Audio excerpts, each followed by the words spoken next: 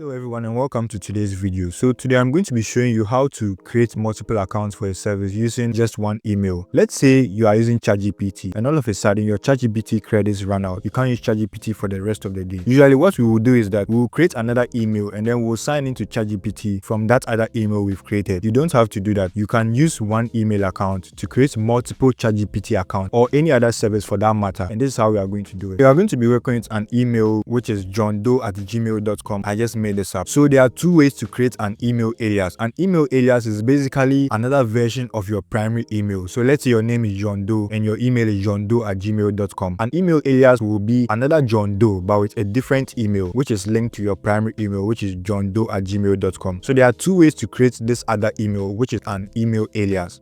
So first of all, we can use the plus method. So what the plus method is basically you come to the end of your name before the @ sign and then you add a plus just before the @ sign. And then what you do after the plus is that you can write anything you want here.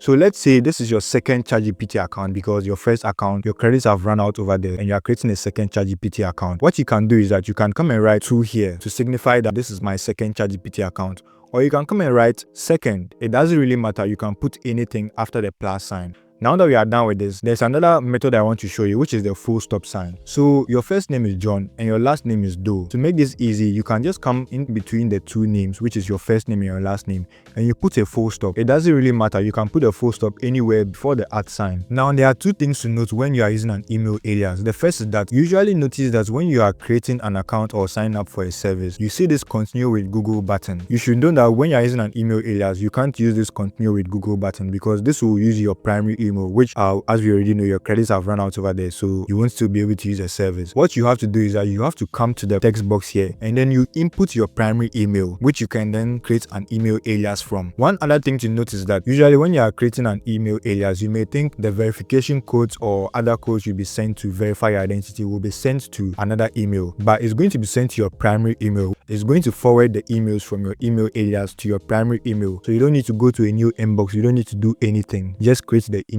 and everything will be handled for you. Okay, so guys, I hope this helped you.